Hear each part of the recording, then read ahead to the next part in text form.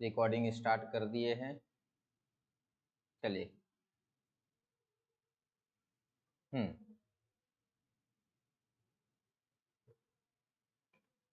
हम्म हाँ बेटा, ideal solution हम लोग कर लिए थे।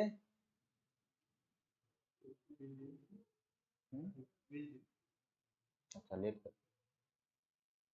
ऑडियो आ रहा है?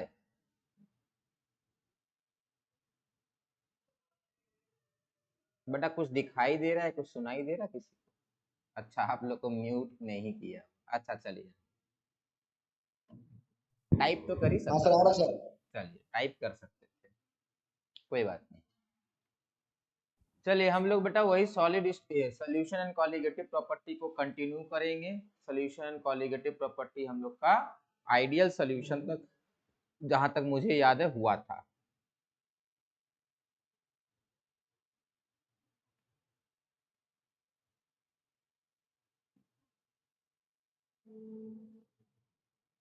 कलर काम कर रहा, हाँ सारा कलर। 4 पे क्या बैठा है, ये है, ये। चलिए चलिए बेटा, लास्ट क्लास में आइडियल सॉल्यूशन हुआ था सबका।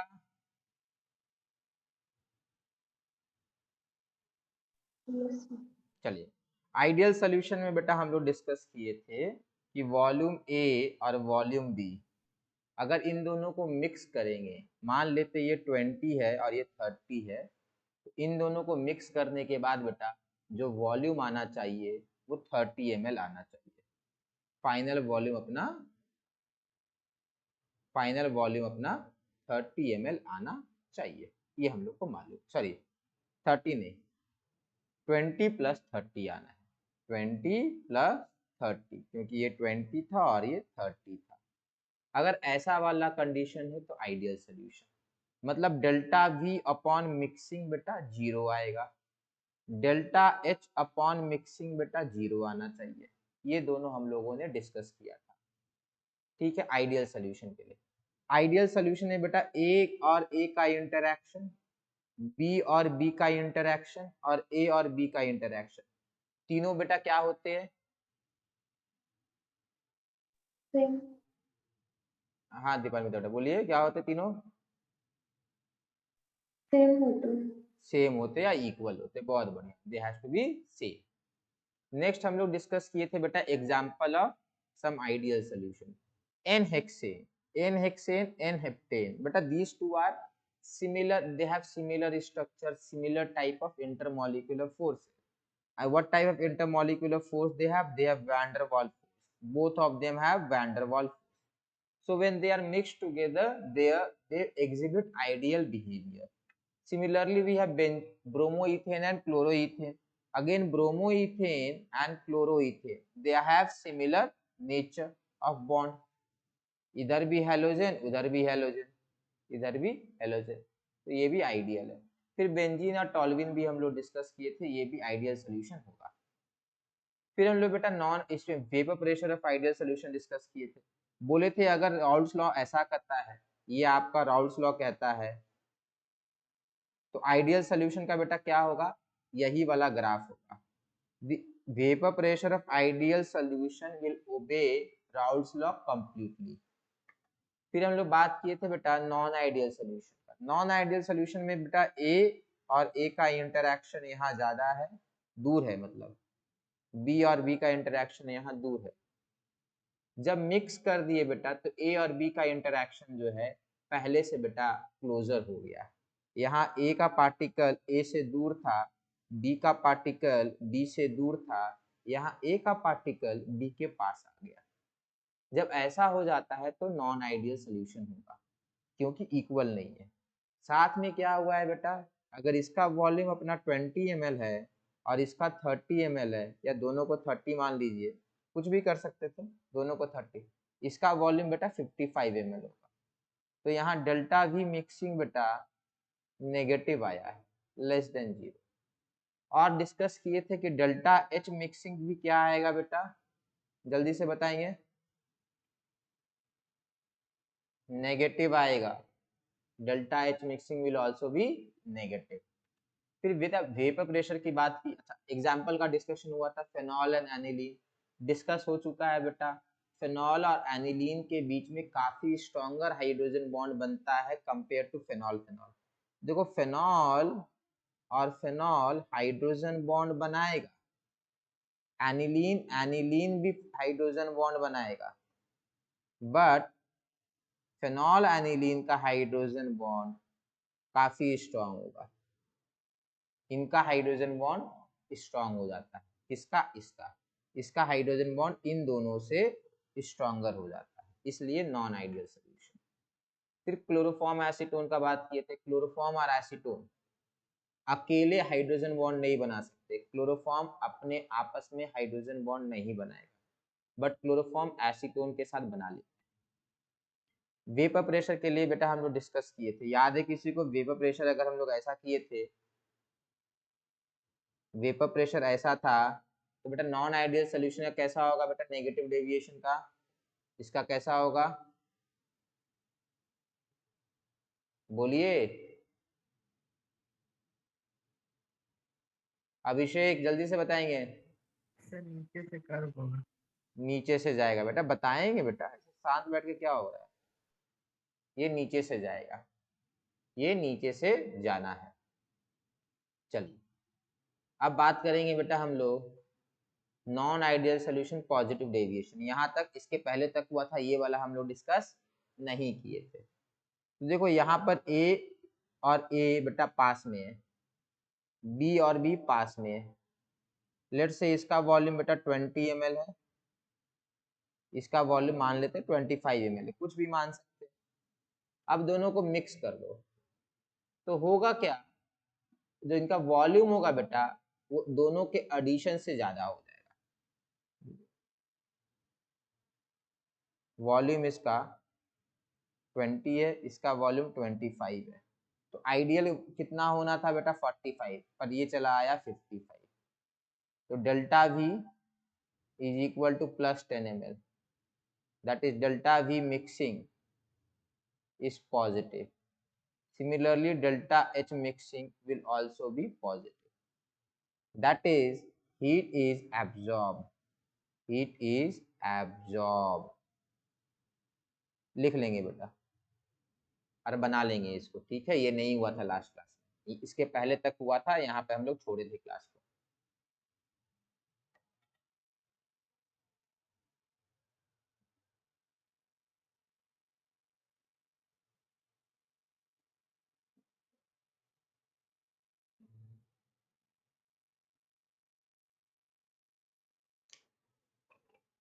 सर ये पॉजिटिव डिवीजन का है। ये पॉजिटिव डेविएशन का है बेटा।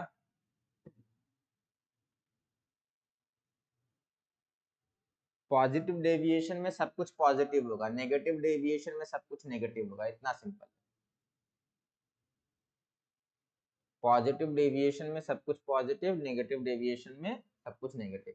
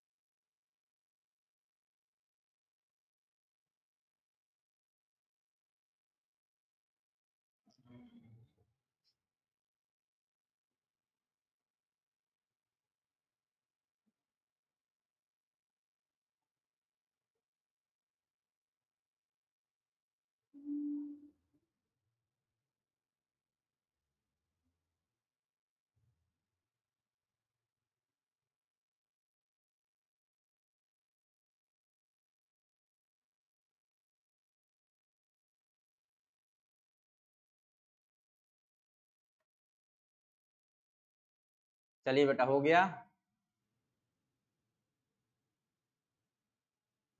हो गया? Yes, sir. चलिए इसको इरेज कर रहे, ठीक है? अब लिखेंगे when AB interaction, when AB interaction is weaker compared to, AB interaction is weaker compared to AA or BB, then the solution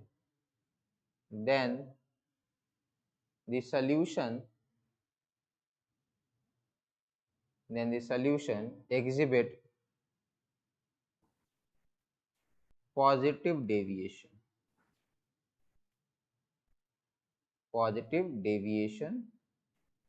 from ideal behavior,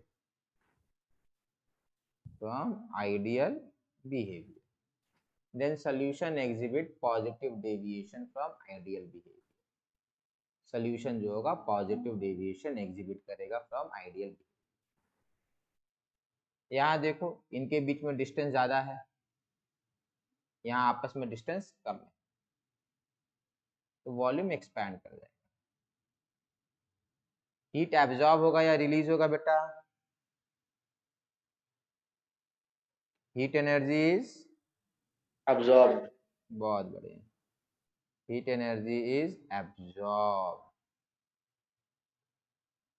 heat energy is absorb, heat energy is absorb.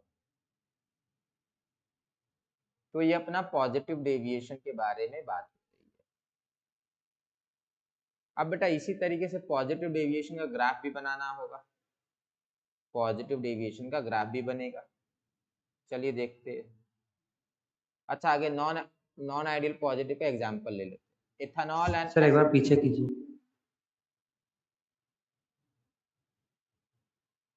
जल्दी से बनाएंगे बेटा।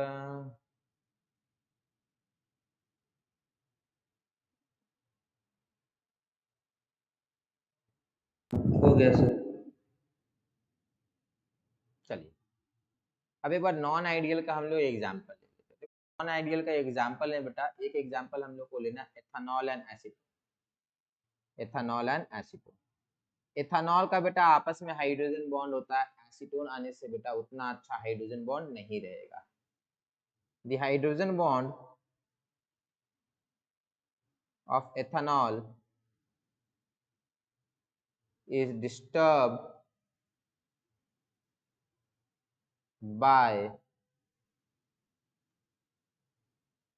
acetone molecule, उतना अच्छा नहीं रहेगा जितना पहले था। इज वीकेंड लिखिए, not disturb, is weakened, weak बना देता है। Is weakened by acetone molecule. फिर carbon disulphide and acid,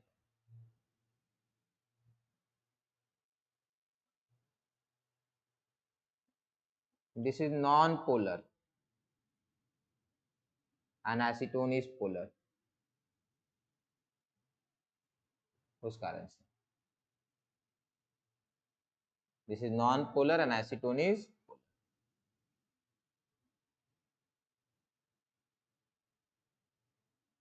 sir लिख रहे थे।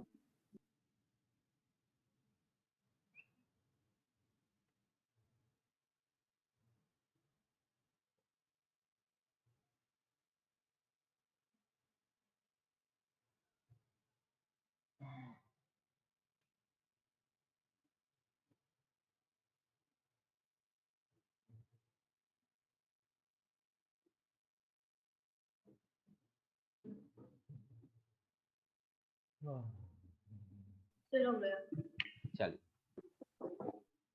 आगे बढ़ते हैं। अब है बेटा plot of vapour pressure for positive deviation. Let's say यहाँ पे हम लोग एक लिक्विड मान लेते हैं पी नॉट ए, और यहाँ मान लिए पी नॉट बी। फिर बोले इनका तो राउल्स लॉ के अकॉर्डिंग ये आना है, ये कंप्लीट स्ट्रेट लाइन होगा। आज फिर मैं स्केल नहीं लाया, स्केल रखते हैं डेली आए बोले। ये बेटा आपका राउल्स लॉ है, ideal solution. This is graph for ideal solution. ना हाउ हम लोग का बेटा ग्राफ कैसा बनेगा नॉन आइडियल का? नॉन आइडियल का बेटा ऐसा बनेगा, देखिएगा पॉजिटिव डेविएशन तो ऊपर जाएगा। बेटा देखो ध्यान से देखिएगा बेटा, आगे देख लीजिए, पहले एक बार देख लीजिए, उसके बाद दो तरह का ग्राफ बन सकता है। आप ऐसे करके उठाए और ऐसे ले गए। देखो यहाँ पे आपने ज्यादा डेविएशन कराया, यहाँ कम कराया। दूसरा एक ऑप्शन ऐसा होता है, यहाँ ज्यादा उठाया और यहाँ कम उठाया, ऐसा हो सकता है। कौन वाला ज्यादा सही है बेटा?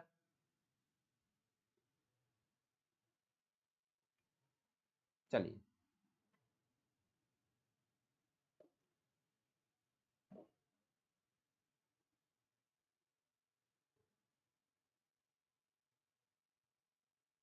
This is positive deviation.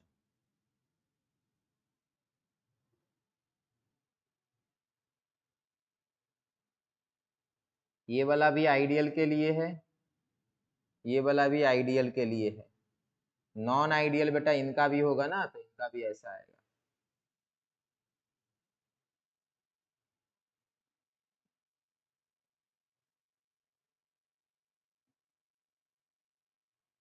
ये वाला लाइन पता क्या है ना बेटा? Positive deviation for liquid A and this will be positive deviation of liquid B. Positive deviation of liquid B.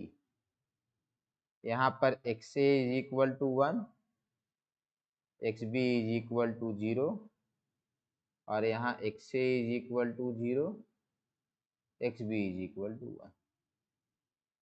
सिर्फ ये ऊपर वाला लाइन बेटा, सिर्फ ये वाला लाइन ऊपर नहीं जाएगा, ये दोनों का कंपोनेंट लाइन भी ऊपर जाएगा ना, इन्हीं दोनों को ऐड करके तो ऊपर वाला लाइन आया था।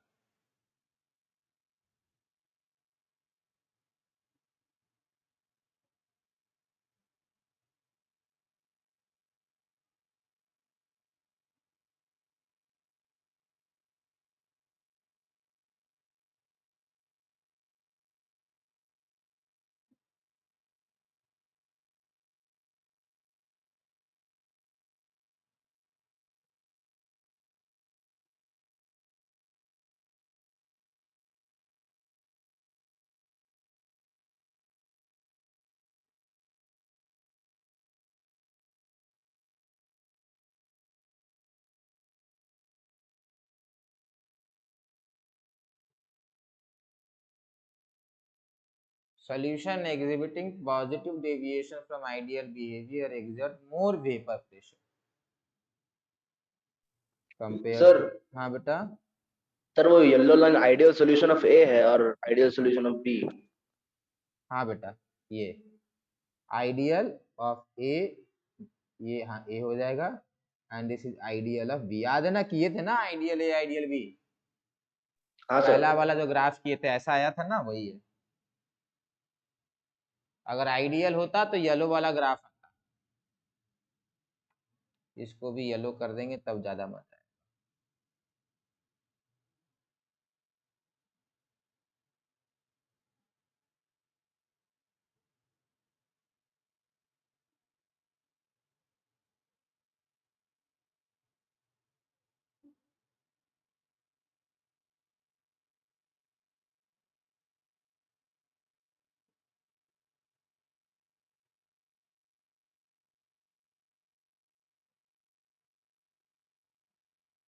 Solution which exhibit ideal behavior, solution exhibiting positive deviation from ideal behavior will exert more vapor pressure, will exert more vapor pressure, more।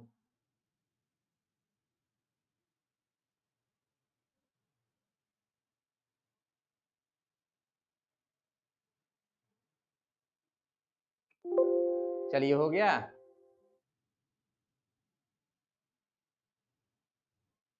आगे बढ़े बेटा, नहीं, चलिए मिटाते हैं। नेक्स्ट टॉपिक है बेटा एजियोट्रॉपिक मिक्सचर। पीछे ये सब मतलब पहले बोलिएगा ना, आपसे पूछेंगे तो बड़े आगे तो कुछ बोलते नहीं।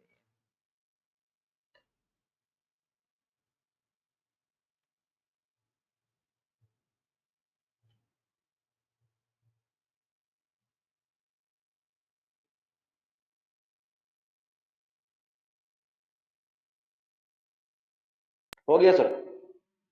हम्म,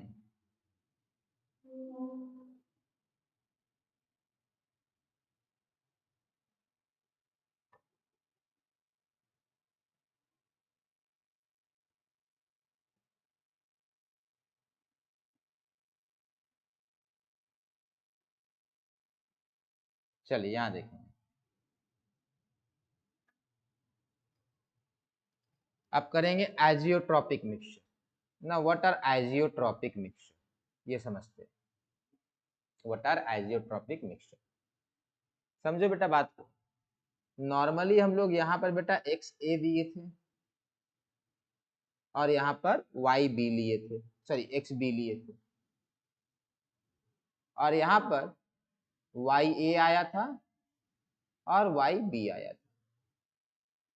बोले थे वाई ए और X A and Y B and X B equal नहीं होता है मोस्ट ऑफ द केस में।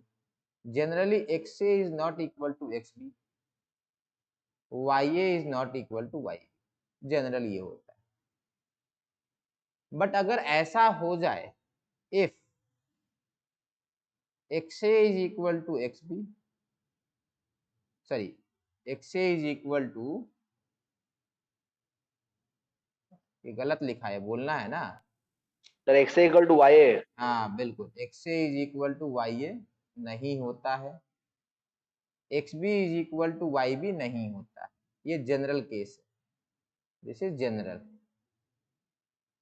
Let's say X A is equal to Y A हो जाए and X B is equal to Y B भी हो जाए, तो मतलब यहाँ पे बेटा मान लेते हैं एक्स ए आपका 2/3 है और एक्स बी 1/3 है, ऊपर भी ये 2/3 हो जाए और 1/3 हो जाए, तो समझो हम लोग ये बोलेंगे कि composition of liquid phase and composition of vapour phase. Composition मतलब कौन कितना है, कॉम्पोजिशन का मतलब होता है, तो कॉम्पोजिशन का मतलब होता है बेटा कि दोनों का मोल फ्रैक्शन कितना है।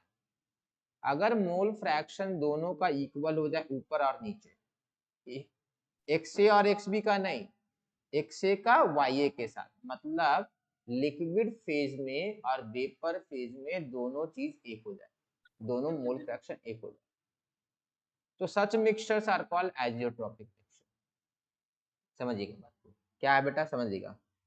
सॉल्यूशन, आगे सुन लीजिए, which have same composition, which have same composition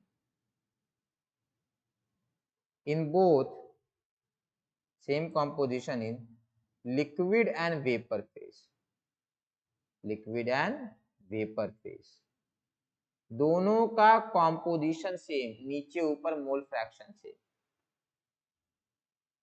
such solutions are called, such solution are called azeotropic mixture, such solution are called azeotropic mixture। इसमें किसी को परेशानी तो पूछ लीजिए। Such solution are called azeotropic mixture. चलिए इसको लिखिए, इंपॉर्टेंट डेफिनेशन है, बोर्ड में आएगा गारंटीड से एकदम, और निश्चिंत रहिए नेक्स्ट ईयर बोर्ड एग्जाम होगा, ठीक है। बोलिए, ये मैं सोचिए कि इस साल मौका मिल गया तो सबको मिल जाएगा, और नेक्स्ट ईयर मोस्ट प्रोबेबली बेटा बोर्ड एग्जाम जो है ना मार्च में खत्म करा लेंगे ये लोग। इस बार ये लोग फंस गए, इनको लगा था कि मतलब कोरोना खत्म हो गया, कोरोना वापस आ गया तो इनको बोर्ड एग्जाम कराने का मौका ही नहीं मिला। नेक्स्ट टाइम बोर्ड एग्जाम बेटा टाइम पे होना है।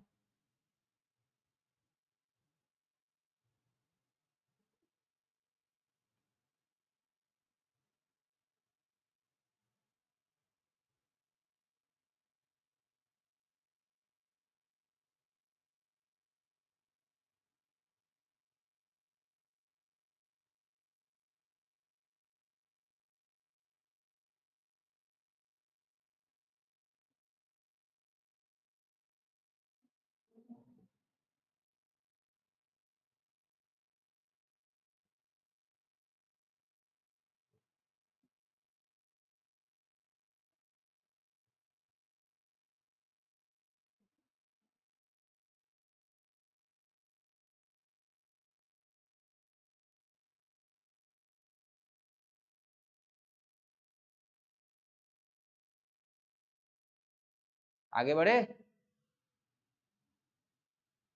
Yes, sir.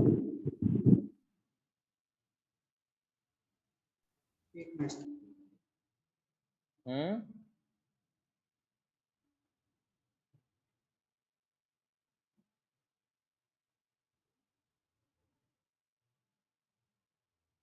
चलिए। तो एजियोट्रॉपिक मिक्सचर क्या है बेटा, क्लियर है। सच सॉल्यूशन वेयर नीचे जो कॉम्पोजिशन है ऊपर भी वही हो जाए, उसको एजियोट्रॉपिक बोलेंगे। अब ध्यान से समझिए, ऐसा कौन सा मिक्सचर एजियोट्रॉपिक, समझो बात। अगर आप वाटर और इथेनॉल को मिला दोगे ना, water plus ethanol, water plus ethanol को अगर मिला देते, अगर वाटर और इथेनॉल को मिला देंगे तो एक सोल्यूशन तैयार हो। वो सोल्यूशन बेटा कौन सा डेविएशन दिखाएगा, पॉजिटिव नेगेटिव, याद कीजिए अभी बताए थे, लिखाए थे, पॉजिटिव डेविएशन दिखाएगा। अब समझो बात को, ये पॉजिटिव डेविएशन दिखाने से एजियोट्रॉपिक नहीं होगा, उसको सिग्निफिकेंट पॉजिटिव या सिग्निफिकेंट नेगेटिव दिखाना होगा। मतलब ग्राफ कुछ ऐसा अगर है आइडियल का, तो पॉजिटिव का ऐसा होने से नहीं चलेगा, ये नहीं आने वाला है, सिग्निफिकेंट, सिग्निफिकेंट दिखाना होगा इसको। मतलब ये जो ब्लैक वाला लाइन है ना बेटा, ये ब्लैक वाला लाइन अच्छा खासा ऊपर होना चाहिए इससे, तब जाके आपका एजियोट्रॉपिक है, या फिर नीचे होना चाहिए। तो आपको समझना है, सॉल्यूशन सॉल्यूशन एक लिखते रहिए, solution exhibiting significant deviation, significant deviation,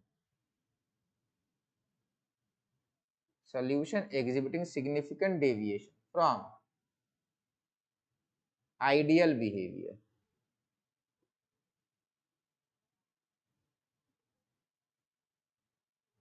forms azeotropic mixture। ये होता है बेटा, सिग्निफिकेंट डेविएशन होना चाहिए, थोड़ा बहुत डेविएशन से एजियोट्रॉपिक मिक्सचर नहीं दिखाएगा, it has to have significant deviation.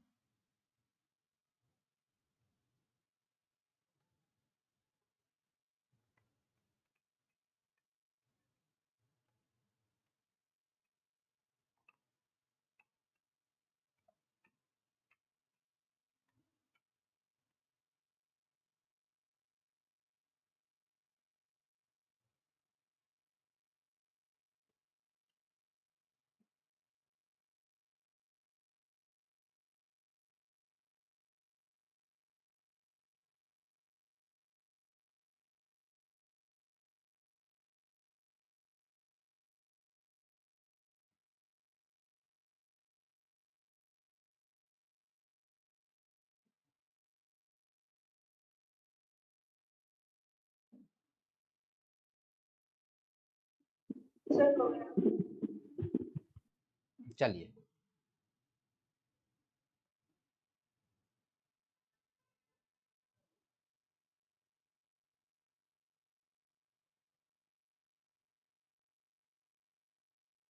बेटा दोनों साइड सेम डेविएशन नहीं होगा, समझिए बात को। आदित्य ओझा ने क्वेश्चन पूछा है, अगर ऐसा ग्राफ है आइडियल का, मान लेते ये आइडियल का ग्राफ है, तो ऐसा होगा, सॉरी उल्टा कर दिए, ऐसा आना चाहिए, एक तरफ ज्यादा होगा एक तरफ कम होगा। चलिए, हो गया बेटा, चले आगे बढ़ते हैं, ध्यान से समझिएगा, बड़ा इंपॉर्टेंट कॉन्सेप्ट। एजियोट्रॉपिक मिक्सचर में बेटा क्या होगा, समझो बात कि अगर यहाँ मान लेते हैं एजियोट्रॉपिक मिक्सचर नहीं, मान लेते हैं, अगर समझिए मान लेते हैं कि एजियोट्रॉपिक नहीं है, तो ये मान लेते हैं बेटा 80% है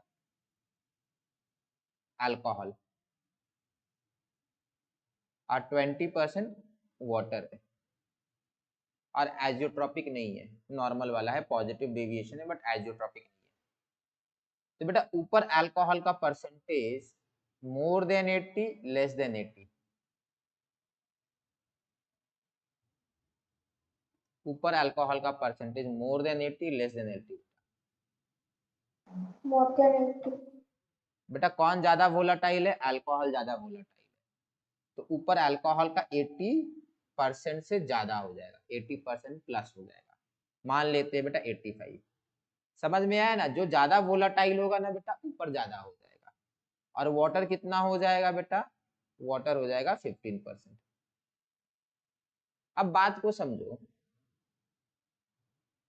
इस वेपर को दोबारा से कंडेंस कर लिए, इस वेपर को निकाल के एक बाल्टी में डालकर ठंडा कर लिए, तो उस वेपर में बेटा लिक्विड बन गया। इस लिक्विड में बेटा अल्कोहल कितना होगा? अभिषेक बताएंगे। 80%, 80%? 85। 85 बेटा, क्योंकि ये वेपर है ना, ये वाला लेकर आए ना हम लोग, इसको कंडेंस किए हैं, ये कंडेंस है। वाटर कितना हो जाएगा? 15%। अब ये दोबारा से इवापोरेट कराएंगे बेटा, दोबारा से ये वेपराइज कराए, इवापोरेट कराए, वेपर बनाए। अब जरा बताइए तो ऊपर अल्कोहल कितना होना चाहिए? 85 से कम होगा, ज्यादा होगा? तो ज्यादा। ज्यादा होगा, बहुत सुंदर, 90। और वाटर का बेटा 10 हो जाएगा। इसको फिर से कंडेंस कराएंगे, फिर से वही काम करें, तो धीरे धीरे बेटा क्या कर रहे हैं हम लोग? धीरे धीरे अल्कोहल का परसेंटेज हम लोग क्या कर रहे हैं? बढ़ा रहे हैं। इसी को तो बोलते हैं बेटा separation with the help of fractional distillation. क्या बोलते हैं इसको बेटा? Separation with the help of fractional distillation. ये क्लियर है बेटा? ये समझ में आया सबको? Yes sir. Yes, sir. अब समझिए। अब यही अल्कोहल अगर मान लेते हैं, यही अल्कोहल अगर 80% है, 80% है, और ये वाला 20% वाटर है, और मान सर लेते, उसको हाँ नहीं नहीं कॉपी नहीं करना था, मान लेते हैं ये एजियोट्रॉपिक है, तो ऊपर अल्कोहल कितना हो गया बेटा? 80% ज्यादा। एजियोट्रॉपिक है तो 80%। एजियोट्रॉपिक में बेटा क्या हो जाएगा? सेम हो 80%। जाएगा। बहुत बढ़िया। और वाटर कितना हो जाएगा? 20%। बेटा अब ये समझाइए, इसका फ्रैक्शनल डिस्टिलेशन हो सकता है? कैन यू नहीं प्यूरिफाई सर। दिस? हम लोग प्यूरिफाई नहीं कर पाएंगे, पॉसिबल नहीं है, क्योंकि लिक्विड का जो कॉम्पोजिशन है वेपराइज करके वही होता है। नॉर्मल लिक्विड में क्या होता है बेटा? नॉर्मल लिक्विड में जब आप वेपराइज करोगे तो ऊपर वोलाटाइल वाले का परसेंटेज इंक्रीज करता है कंपेयर टू नीचे कितना है। ऊपर वोलाटाइल का परसेंटेज हमेशा नीचे से ज्यादा होगा, ऑब्वियस सी बात है। वोलाटाइल का टेंडेंसी टू इवापोरेट मोर होता है, बट अगर एजियोट्रॉपिक हो गया तो नीचे जो है वह ऊपर भी वही है, तो डिस्टिलेशन वगैरह करने का कोई मतलब नहीं है। तो लिखेंगे azeotropic mixture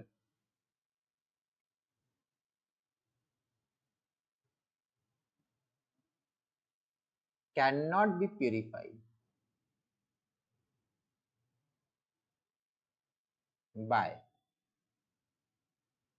fractional distillation.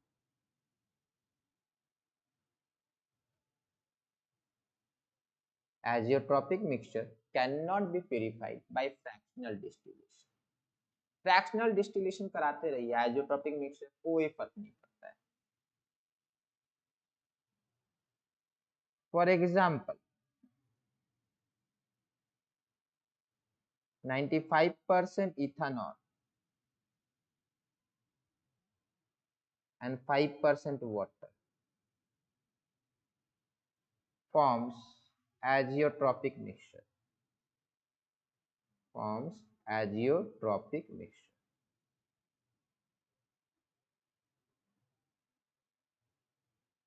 forms azeotropic mixture.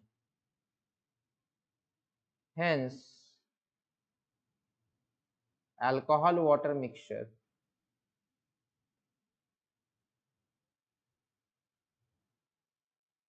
cannot be further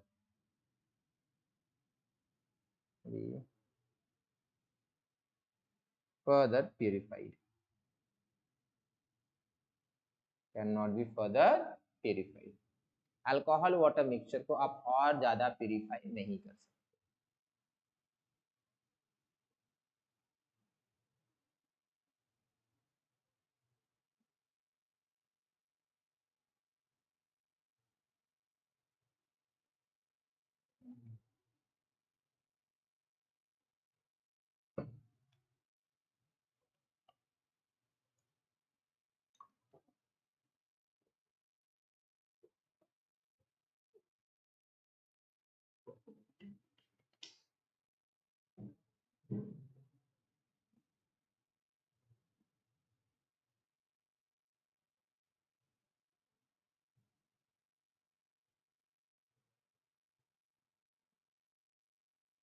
हो गया बेटा? Yes sir. चलिए अब देखिए, ये थोड़ा इंपॉर्टेंट कॉन्सेप्ट नहीं है बट डिफिकल्ट कॉन्सेप्ट. इंपॉर्टेंट नहीं है बट डिफिकल्ट. क्या है समझिए.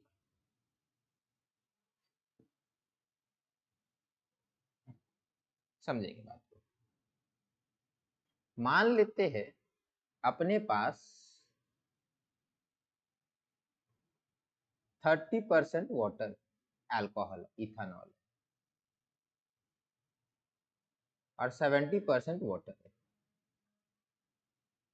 मान लेते हैं इथेनॉल का बॉइलिंग पॉइंट 60 के आसपास होता है, वाटर का बॉइलिंग पॉइंट 100 के आसपास.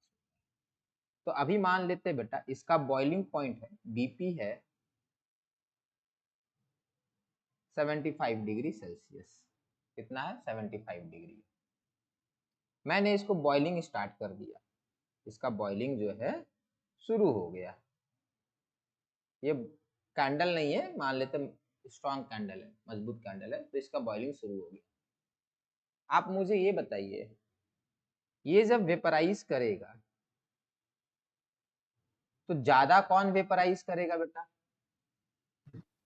अल्कोहल. अल्कोहल. अल्कोहल ज्यादा वेपराइज करेगा और वाटर कम करेगा. तो बेटा विद टाइम इथेनॉल का यहाँ पर परसेंटेज यही रहेगा या चेंज करेगा?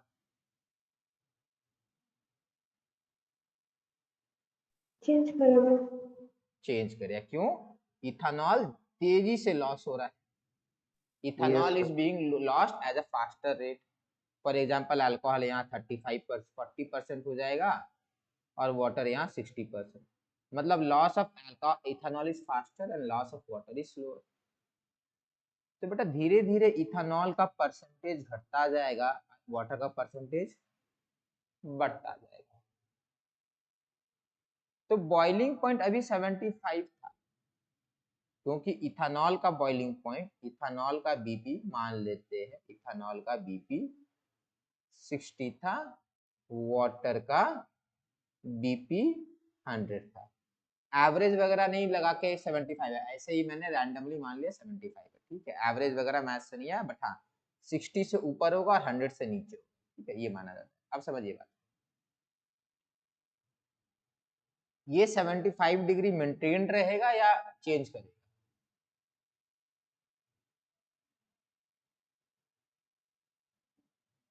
ये 75 डिग्री मेंटेन रहेगा या चेंज करेगा? क्या लगता है बेटा?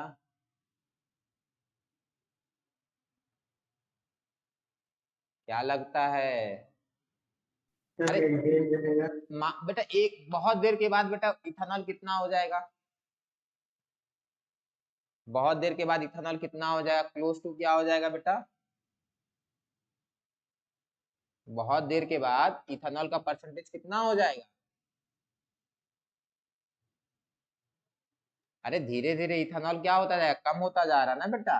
पानी का परसेंटेज बेटा ओवरऑल लिक्विड कम होता जाएगा, ओवरऑल लिक्विड कम हो गया, बट अब जो लिक्विड बचा है उसमें वाटर 80% होगा, इथेनॉल 20% होगा। तो बेटा आफ्टर एकदम जब पूरा एकदम बहुत ज्यादा बॉइलिंग करा लेंगे तो वाटर क्या होगा, 99% नहीं हो जाएगा? yes sir, ठीक yes sir, ठीक। तो उस समय बॉइलिंग पॉइंट कितना होना चाहिए बेटा? इंक्रीज कर जाएगा।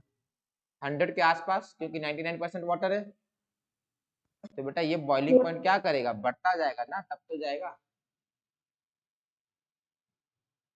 yes sir, तो बॉइलिंग पॉइंट फिक्स्ड है या वेरिएबल है? variable, याद रखिए बेटा, याद कीजिए, मिक्सचर या solution of two liquid, solution of two liquid do not have fixed boiling point। याद कीजिए, ये सब आप लोग याद करते थे, वहां पे आपको समझ में नहीं आता फिक्स का मतलब क्या है। फिक्स का मतलब ये नहीं है कि आज कुछ होगा और कल कुछ होगा और परसों कुछ होगा। वो बेटा क्या बोलते हैं, मुहूर्त देख के अपना बॉइलिंग पॉइंट डिसाइड नहीं करेगा कि मून ने अपना चेंज कर लिया तो वो भी अपना बॉइलिंग पॉइंट चेंज कर लिया। फिक्स्ड का मतलब होता है कि जैसे जैसे आप बॉईल करते जाएंगे तो बॉइलिंग पॉइंट चेंज होता जाएगा, ये होता है। Do not have a fixed boiling point. ऐसा नहीं कि उसके मन के ऊपर है, एक दिन घर में बहुत, एक दिन किसी से झगड़ा करके आया तो बॉइलिंग पॉइंट अलग हो जाएगा, एक दिन बहुत अच्छा है मूड है तो बॉइलिंग पॉइंट अलग हो जाएगा, वैसा नहीं है। Do not have a fixed boiling point means boil करते रहेंगे, धीरे धीरे लिक्विड जो है कंपोजिशन अपना चेंज करता रहेगा और बॉइलिंग पॉइंट भी चेंज होगा। तो solution of two liquid do not have a fixed boiling point. The boiling point keeps on increasing, keeps on increasing with passage of time, with passage of time। The boiling point keeps on increasing with passage of time। समझ में आया सबको? yes sir, चलिए इसको copy कीजिए, ये important concept है बेटा। कुछ लोग इतना लेट ज्वाइन कर रहे बेटा, कौन कौन आया अभी?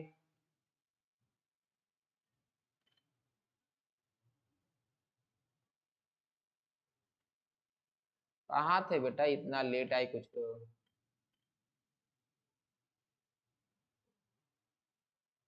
क्लास 12 का बोर्ड एग्जाम कैंसिल हो गया था, आप अभी से पार्टी कर रहे थे क्या?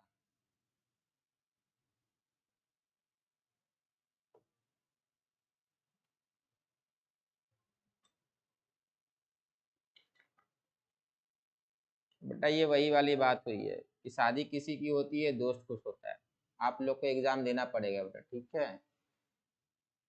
इस साल कैंसिल हुआ है, इसलिए खुश मत हो जाइए कि अगले साल भी कैंसिल।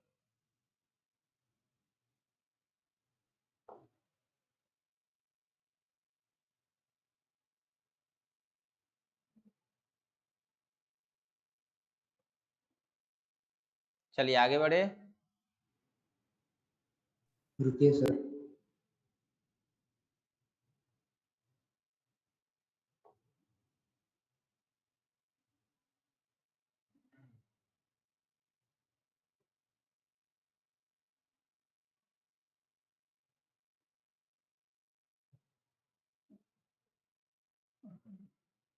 2 लिक्विड का बॉइलिंग पॉइंट सेम, 2 लिक्विड का अगर मिक्सचर होगा तो बॉइलिंग पॉइंट उसका वेरी करेगा, धीरे धीरे इंक्रीज करता रहेगा। चलिए अब आगे बढ़ते बेटा, मिटा रहे इसको, ठीक है? देखिए अब ध्यान से समझिएगा बेटा, यहां पर अगर 95% अल्कोहल है और 5% वाटर है तो बेटा ये कौन सा मिक्सचर होता है? This is azeotropic mixture. ये तो हम लोग अभी बात किए थे कि ये पर्टिकुलर वाला कंपोजिशन एजियोट्रॉपिक है। गया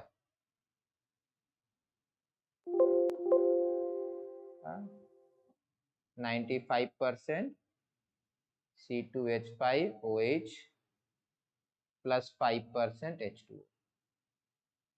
समझिएगा बात को। ये तो बेटा फिर से 95% हो जाएगा यहाँ पर, और ये 5% H2O। बेटा इसका कॉम्पोजिशन चेंज कर रहा है या फिक्स रहेगा?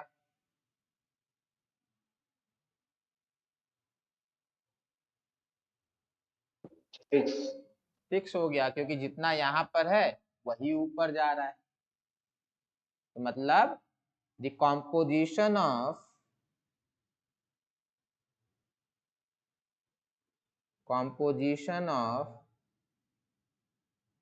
azeotropic mixture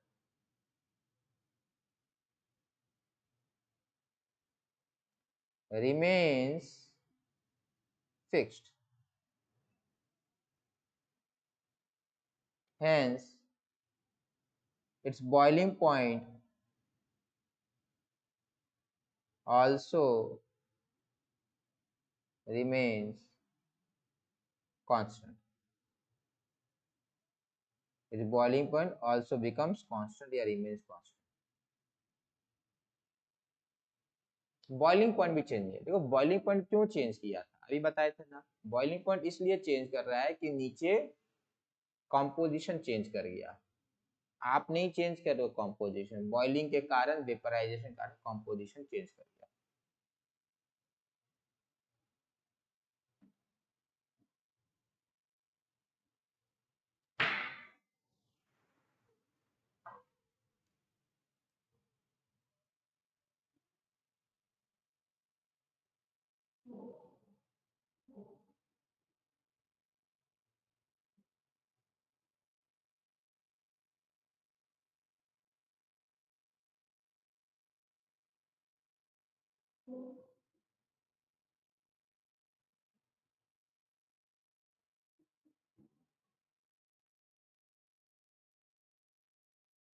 कभी नोटिस किए है बेटा, दूध को बहुत देर तक खौलाने के बाद उसका जो मतलब बॉइलिंग जो होता है ना, वो धीरे धीरे कम होता जाता है।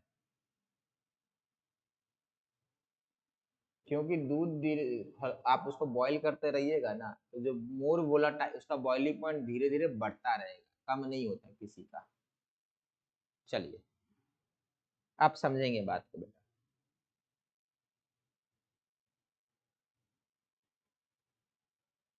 चलिए ध्यान से समझिए। मैंने बोला बेटा इथेनॉल और वाटर का मिक्सचर एजियोट्रॉपिक होता है। ध्यान रहे, किसी भी रेशियो में इथेनॉल, किसी भी रेशियो में वाटर में एजियोट्रॉपिक नहीं होता। Only and only when we have 95% of this and 5% of this, then and only then this will be azeotropic. हमेशा एजियोट्रॉपिक नहीं है कि वाटर लिया, अल्कोहल लिया, मिला दिया, चलो एजियोट्रॉपिक मिल गया, नहीं। एजियोट्रॉपिक कंपोजिशन होता है, मतलब एक पर्टिकुलर रेशियो में मिलाइएगा तब जाकर एजियोट्रॉपिक बनेगा, एक पर्टिकुलर कंपोजिशन में मिलाना। तो हम लोग लिखेंगे मिक्सचर या solution exhibit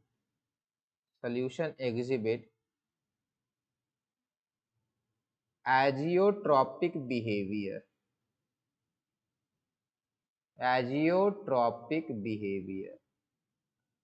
only at a particular composition,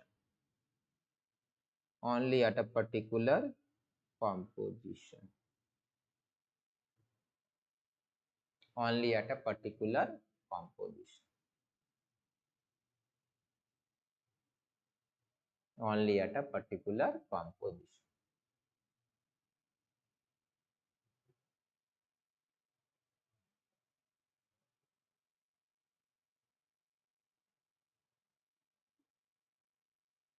Not at all composition, याद रखिएगा, not at all composition.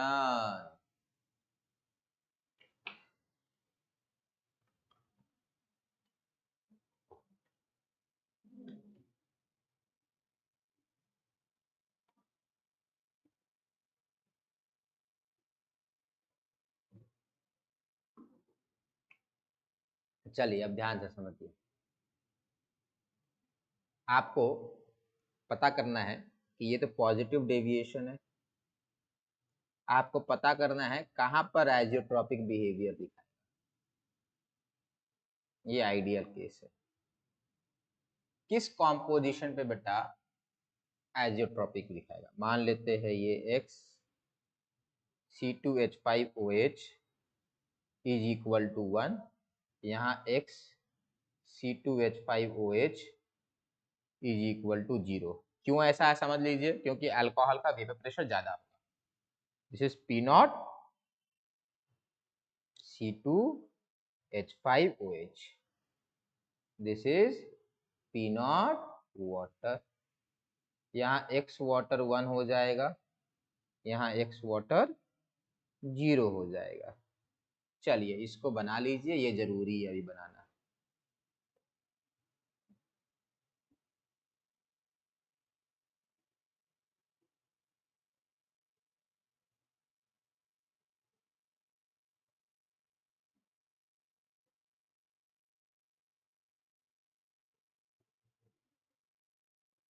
सब कोई नोट कॉपी नहीं भेज रहे बेटा, ऐसा क्यों?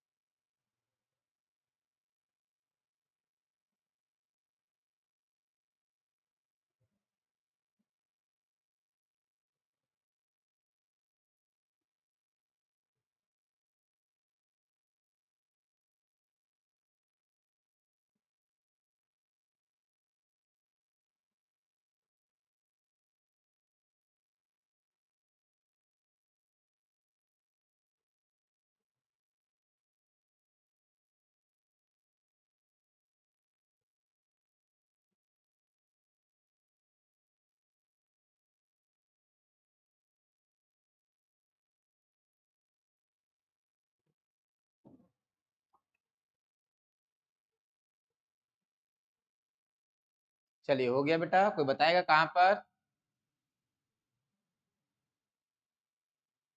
चलिए मैं पॉइंट मार्क कर देता हूँ। First point, second point, third point, fourth, fifth, sixth, seventh, eighth. कहाँ पे आइजियोट्रॉपिक दिखाएगा बेटा? यहाँ पे सर 6 पे। चलिए एक मिनट, ये है 1 2 3 4 5, यहाँ पे थोड़ा सा और अच्छे से 4 5,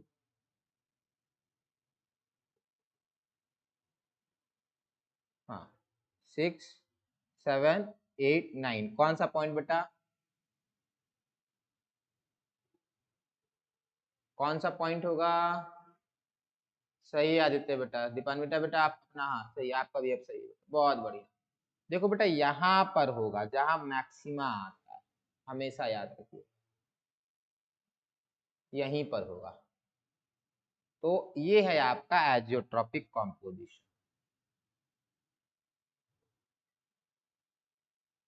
this is azeotropic composition, this is azeotropic composition. इस कॉम्पोजिशन पे एजियोट्रॉपिक बिहेवियर शो करेगा, इस कॉम्पोजिशन पे एजियोट्रॉपिक बिहेवियर शो करेगा, इस कॉम्पोजिशन पे। सही आदित्य प्रसाद बेटा, आपका भी सही है। इस कॉम्पोजिशन पे आइजियोट्रॉपिक बिहेवियर शो करता है, जहां वे vapour pressure is maximum at this composition।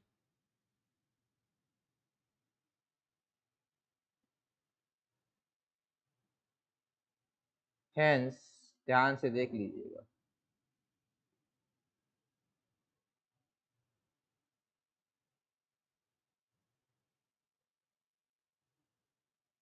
Minimum boiling azeotrope, minimum boiling azeotrope, minimum boiling azeotrope. बेटा जिसका वेपर प्रेशर ज्यादा होता है उसका बॉइलिंग पॉइंट क्या होता है बेटा? कम। कम होता है, बस वही है। Maximum vapour pressure minimum boiling.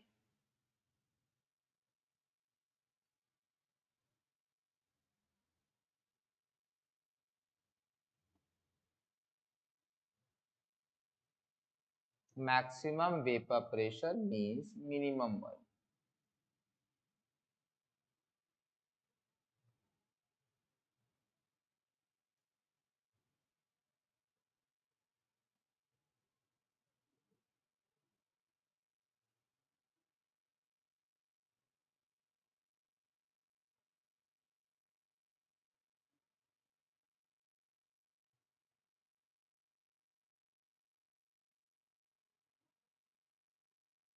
चलिए आगे बढ़े।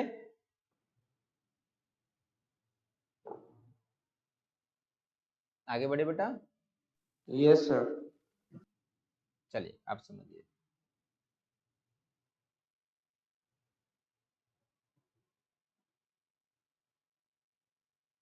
हाँ। ये कौन सा डेविएशन दिखा रहा है बेटा? नेगेटिव डेविएशन दिखा रहा है। तो यहां पर बेटा इसका एजियोट्रॉपिक मिक्सचर आएगा यहां पर, इस कॉम्पोजिशन पे azeotropic behaviour, this will be azeotropic composition. फिर बेटा यहां पर क्या लिखेंगे? Minimum vapour pressure, therefore maximum boiling azeotrope.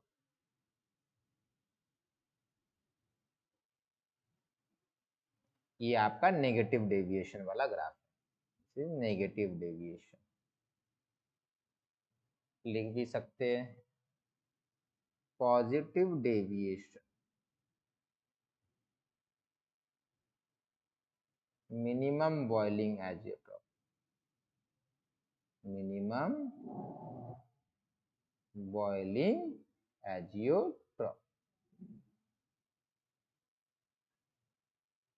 Negative deviation maximum boiling azeotrope, maximum boiling azeotrope, ये लिखना है आपको।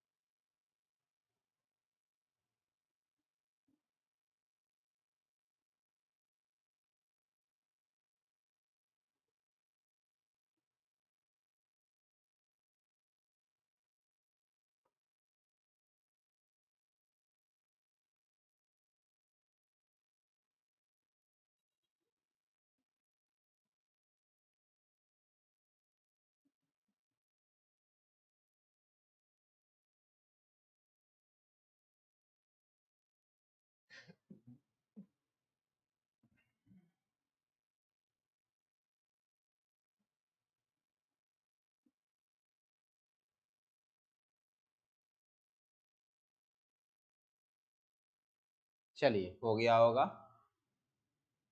हो गया ओके बेटा। सर।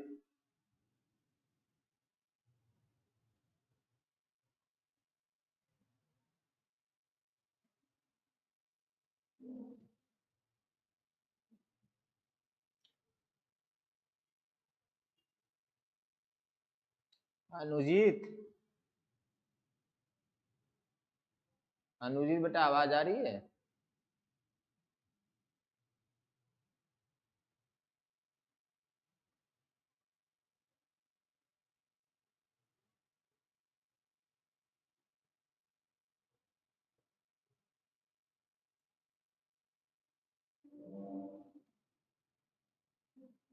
कहाँ है अनुजीत बेटा?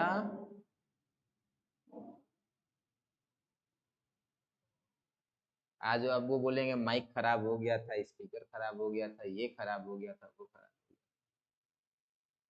गया। बहाने तो एक से एक है। चलिए बेटा आगे देखेंगे।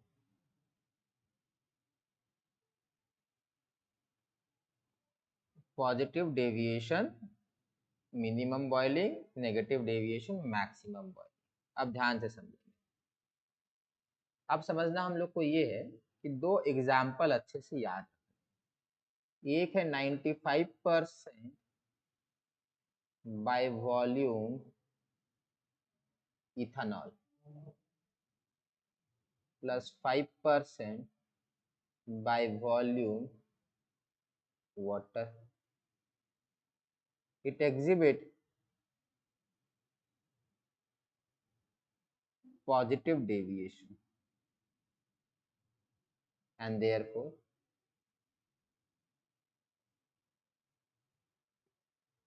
minimum boiling azeotrope.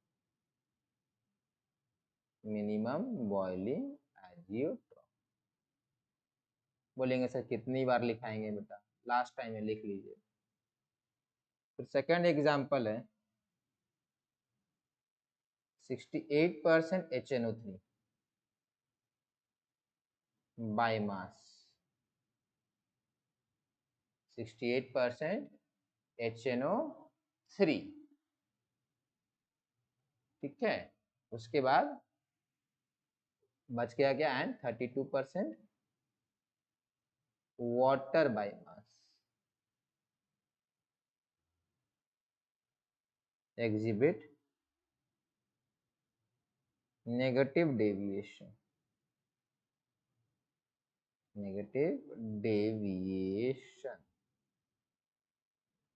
and maximum boiling azeotrope. Maximum boiling azeotrope. इसमें किसी को डाउट? ये दोनों एग्जाम्पल एकदम रट लीजिएगा। रटना होता ना बेटा, रट्टा मार लीजिएगा। ये दोनों एग्जाम्पल रट्टा मार लीजिए। एजियोट्रॉप का एग्जाम्पल है। देखो एग्जाम्पल तो बहुत होंगे बट एनसीईआरटी में जो दिया है वही अपना होता है। एनसीईआरटी के बाहर एग्जाम्पल वगैरह याद नहीं करना। ये दो एग्जाम्पल रट्टा मार।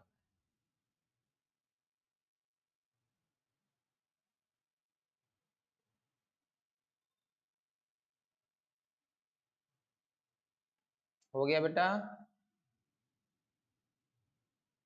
Yes, sir. चलिए ये अपना काम हो गया यहाँ, ठीक है। अब हम लोग नेक्स्ट टॉपिक में आगे बढ़े। नेक्स्ट टॉपिक क्या है बेटा अपना? नेक्स्ट टॉपिक है बेटा colligative properties.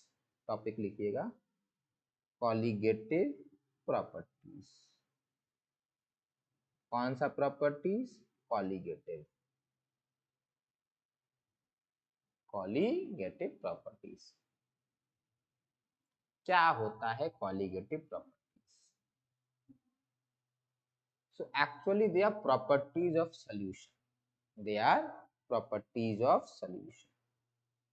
They are properties of solution. ध्यान से, they are properties of solution. बस आधा नंबर तो मिल ही जाएगा। अब समझो बात। They are those properties which are dependent. They are those properties, they are properties of solution which are dependent, which are dependent only and only upon number of solute particles. sorry, only and only which are dependent upon, only मत लिखिए है ना, गड़बड़ आप लोग गलत है, dependent upon number of solute particles, number of solute particles, dependent upon number of solute particles. अब बोलेंगे सर ये क्या स्टेटमेंट है, इतना लिखिए फिर बताते हैं, अभी बताते हैं।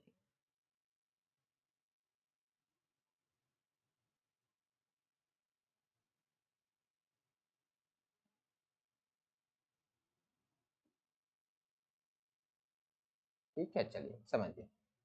They are dependent upon number of solute particles and independent of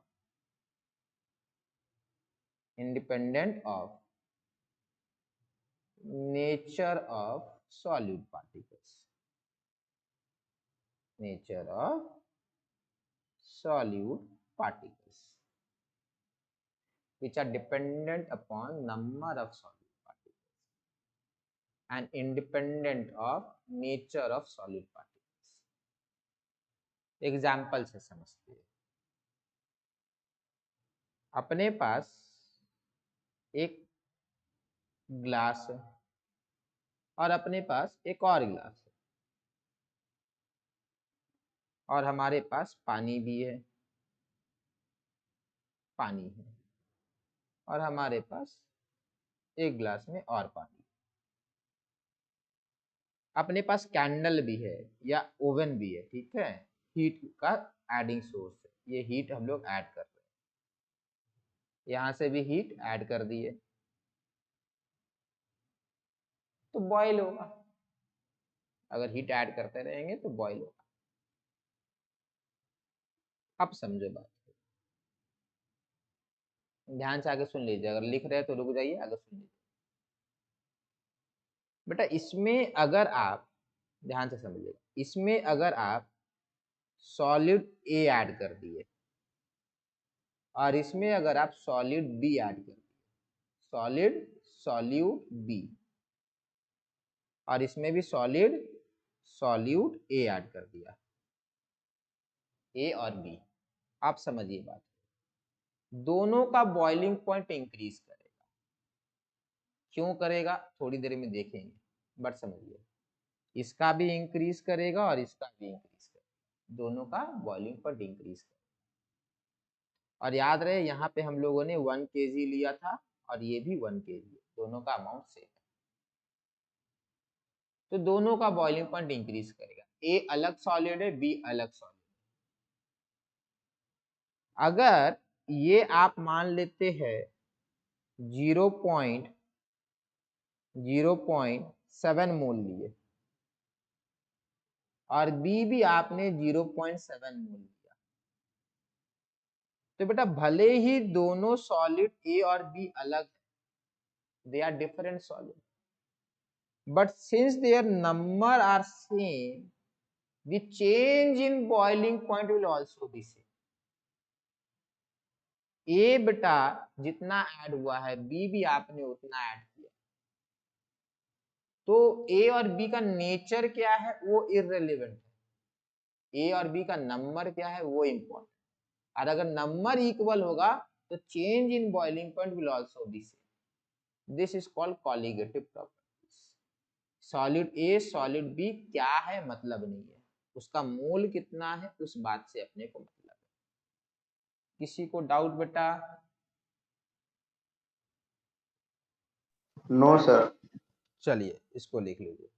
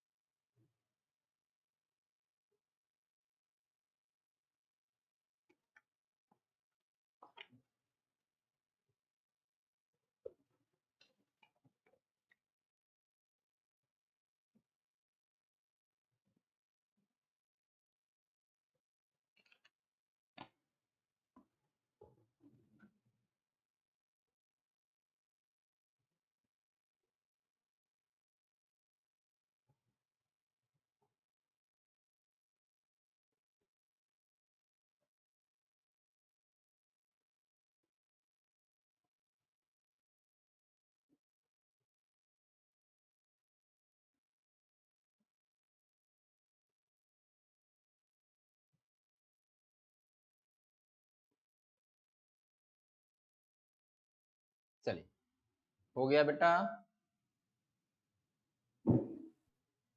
अनुजीत बेटा वापस आए कि अभी भी सो रहे हैं? कितना होशियार लड़का है, कितना बुद्धिमान समझता आपने।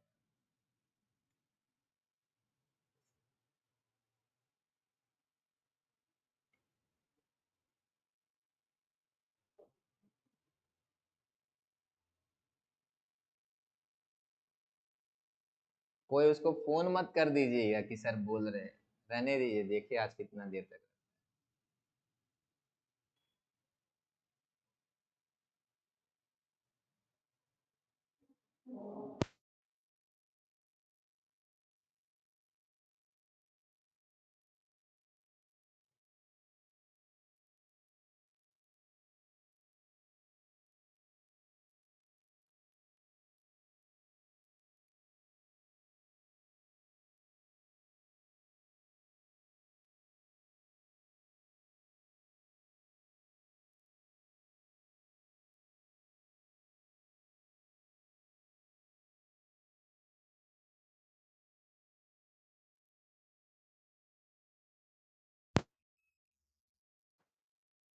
चलिए बेटा हो गया, आगे बढ़ते हैं। अब हम लोग एग्जाम्पल ऑफ कॉलिगेटिव प्रॉपर्टीज देखें। What are the example of colligative properties? तो लिखना है example of colligative properties. Example of colligative properties. Example of colligative properties. तो पहला एग्जाम्पल है बेटा, first example is relative lowering of vapour pressure. क्या example है? Relative lowering of vapour pressure, पहला एग्जाम्पल। अनिकेत बेटा आवाज आ रही है?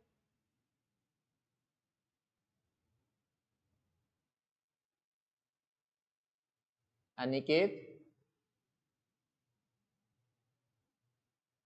ये भी सोने चलेगा।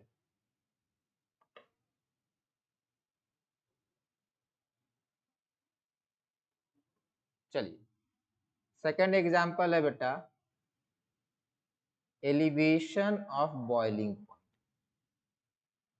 Elevation of boiling point.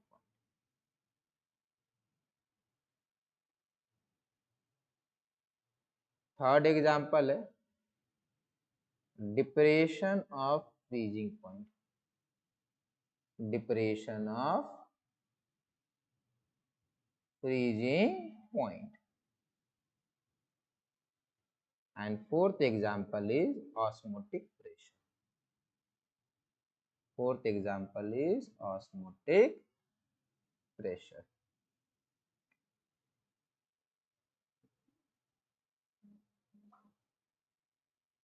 Fourth example is osmotic pressure. चलिए चार हो गए बेटा।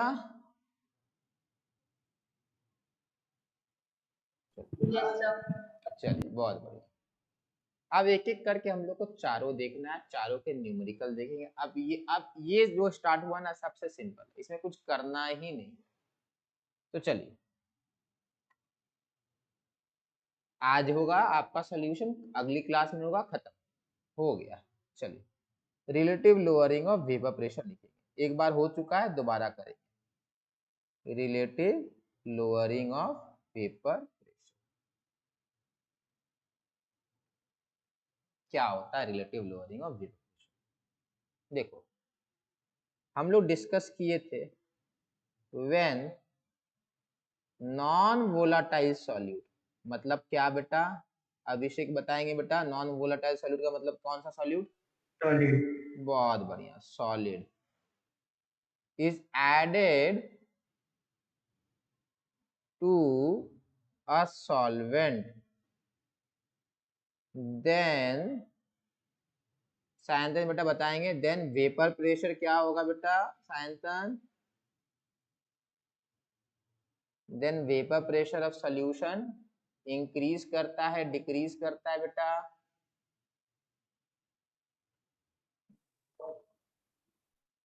बोलेंगे, दो ही तो ऑप्शन है, 50-50 बेटा। हाँ, देन वेपर रिजल्टिंग सॉल्यूशन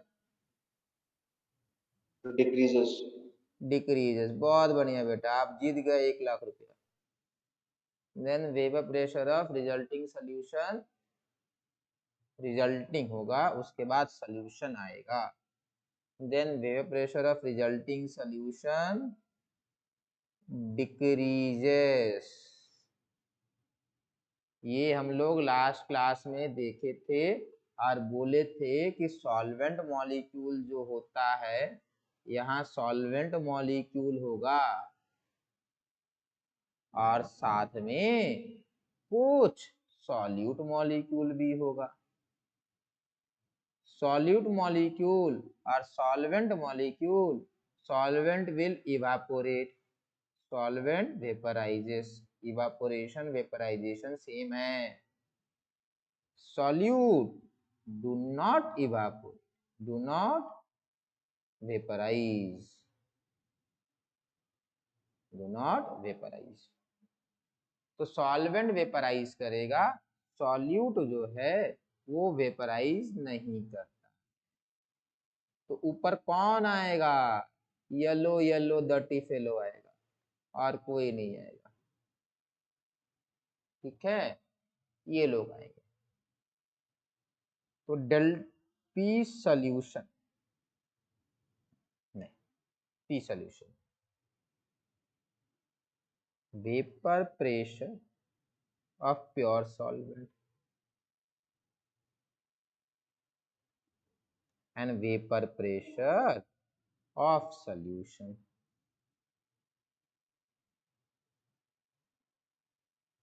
श्रद्धा बेटा बताएंगे vapour pressure of pure solvent क्या लिखेंगे बेटा?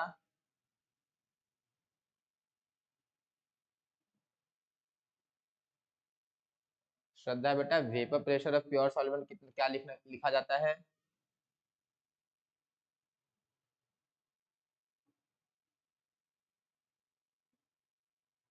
अंकुर बेटा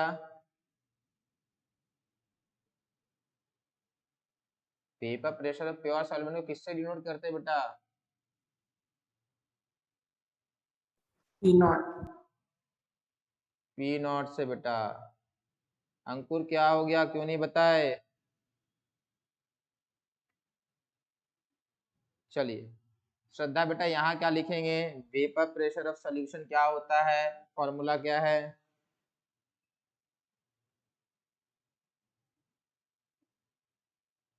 वेपर प्रेशर ऑफ सॉल्यूशन का फॉर्मूला क्या आएगा बेटा?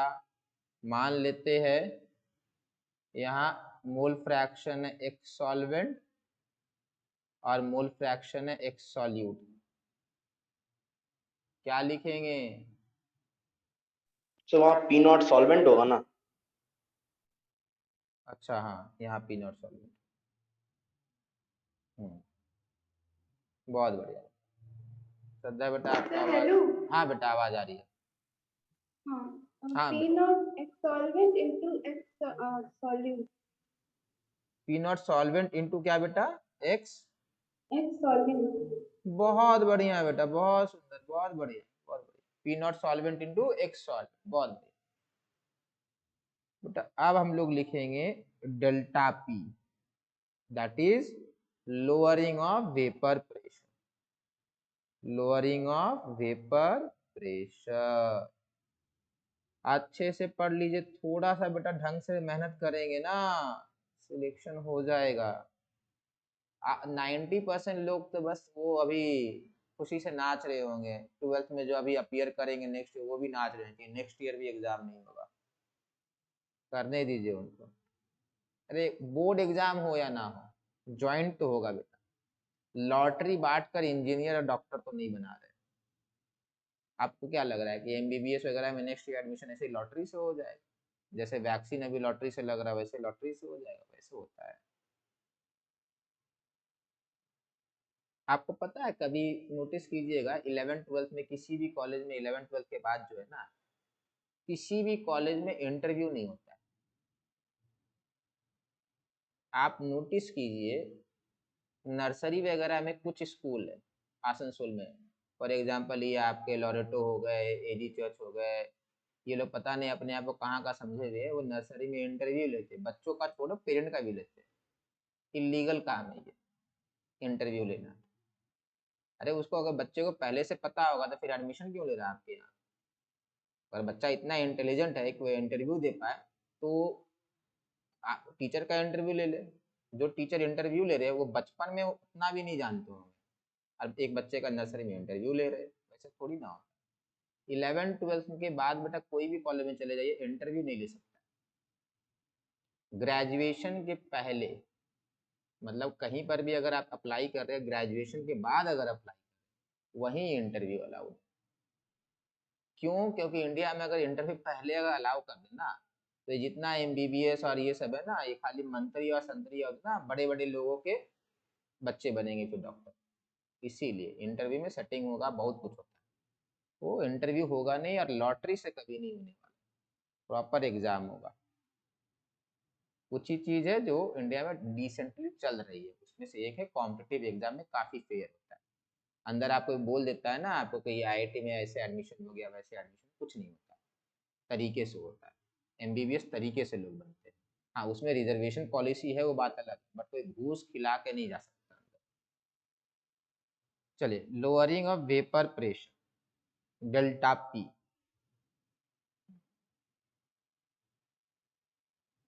और बता रहे सही से पढ़ाई कीजिए, बहुत बढ़िया रिजल्ट हो जाएगा आप लोग का।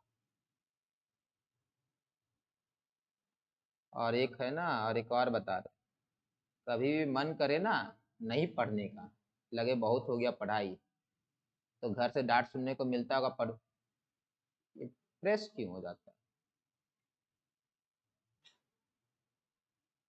बटन क्या है इसका? चलिए ये दूसरी बार आज क्लास फिर से करना होगा। Delta P is equal to बेटा पी नॉट सॉल्वेंट। सर क्या बोल रहे थे, बोलिए सर। क्या बेटा? सर वो बोल रहे थे कभी पढ़ने का मन नहीं किया तो। सुन लीजिए, पढ़ने का कभी मन ना करे ना तो घर में डांट पड़ता कि नहीं पड़ता पढ़ाई करने के लिए? हाँ सर। नहाने के लिए, हाँ सर। खाने के लिए, सब सब सर। और सोने के लिए। सोने के लिए यस भी सर। पड़ता है ना, पढ़ते हैं सर। सब चीज के लिए पड़ता है।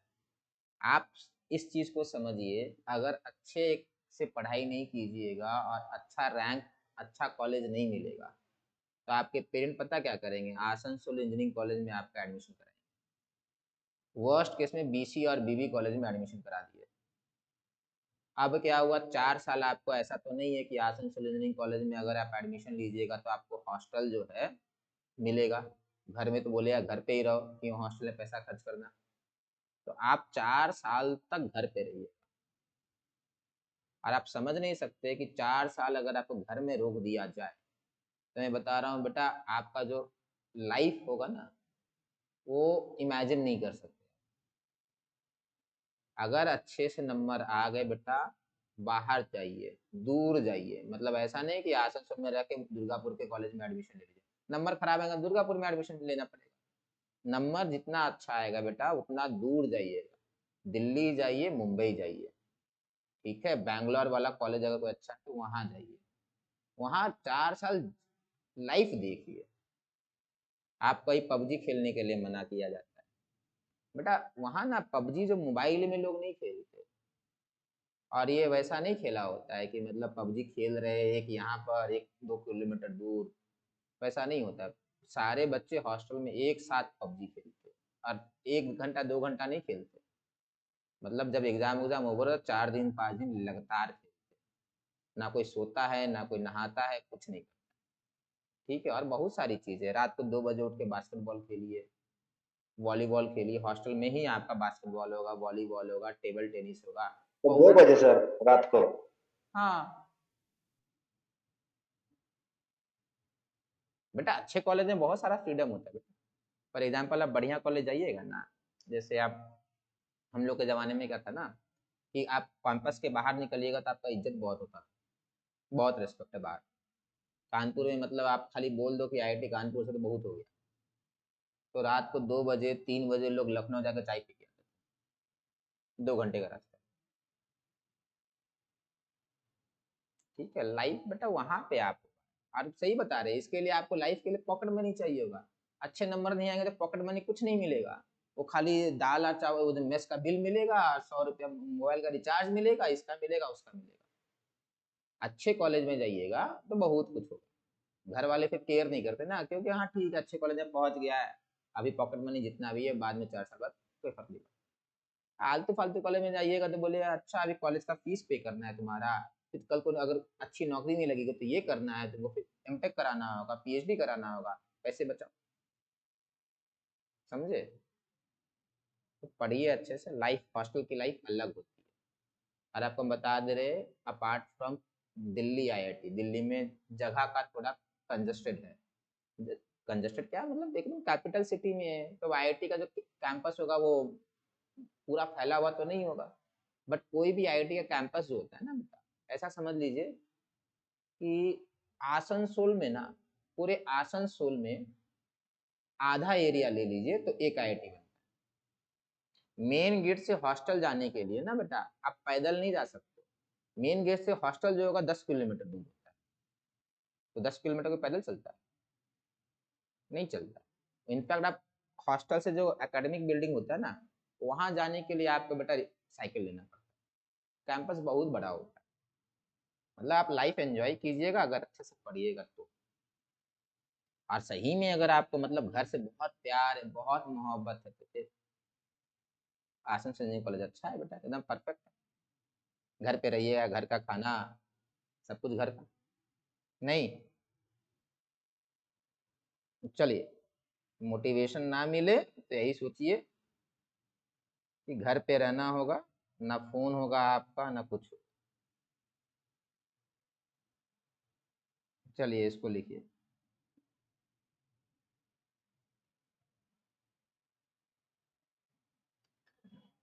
थोड़ा सा ही पढ़िएगा ना बेटा, अच्छा NIT तो मिल ही जाएगा। यार मेडिकल में बेटा क्या होता है ना, अगर अच्छा NIT मिल रहा है तो मतलब मेडिकल में भी मतलब आपको सिलेक्शन हो जाता है। मतलब जो अच्छा NIT लाता है इंजीनियरिंग में, वो अगर मेडिकल की तैयारी करे तो उसका मेडिकल में हो जाता है, पर्टिकुलरली इन बंगाल, क्योंकि बंगाल में कंपेयर टू पॉपुलेशन सीट थोड़ी ज्यादा है MBBS में, पॉपुलेशन कंपेयर करने से। चलिए बेटा ये क्या हो जाएगा, 1 - x सॉल्वेंट x सॉल्यूट। बेटा अभी सपने में मत खो जाइए कि हॉस्टल लाइफ में चले गए, ठीक है? वो मोटिवेशन के लिए अच्छा है कि आपको अच्छा हॉस्टल लाइफ मिलेगा, अभी पढ़ना पड़ेगा। दिस इज कॉल्ड व्हाट बेटा? Relative lowering of vapour pressure. Sayantan बेटा क्या सर्च करने लगे गूगल पे? कुछ नहीं सर। चलिए ठीक है, बाद में सर्च करके देख लीजिएगा हॉस्टल्स, किसी भी IIT का देख लीजिएगा, दिल्ली छोड़ के बस।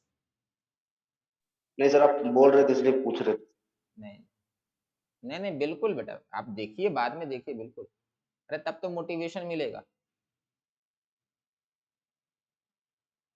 एक कोई भाग गया देखिए अभी देखने के लिए। अनुजित बेटा वापस आए आप? हाँ सर। कहाँ सो गए थे बेटा, कहाँ सो गए थे? सर लिख रहे थे। लिख रहे थे, अच्छा म्यूट करके लिख रहे थे क्या?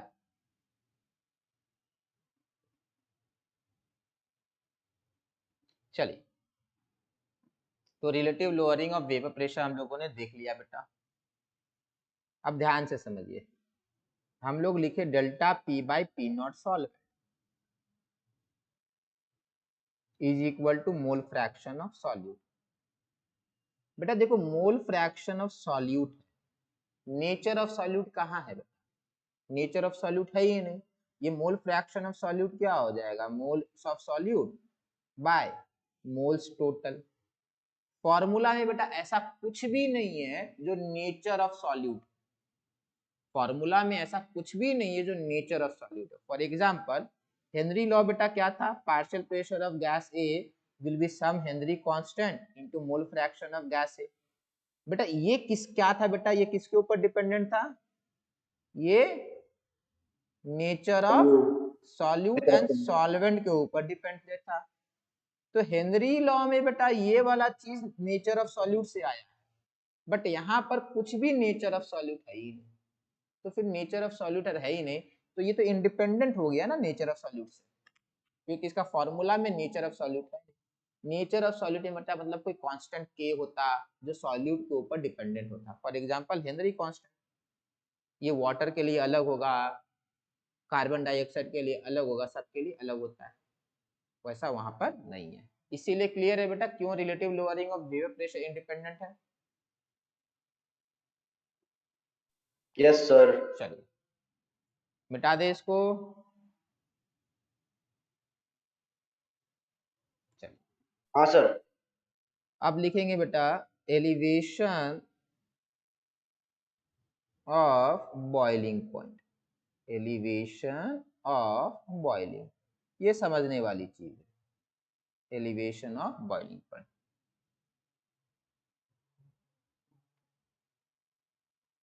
when non-volatile solute, when non-volatile solute is added to solvent, then अनुजित बेटा बताएंगे, then vapor pressure, then vapor pressure क्या बेटा increases decreases, increase, बहुत सुंदर बेटा, बहुत उज्जवल भविष्य है आपका।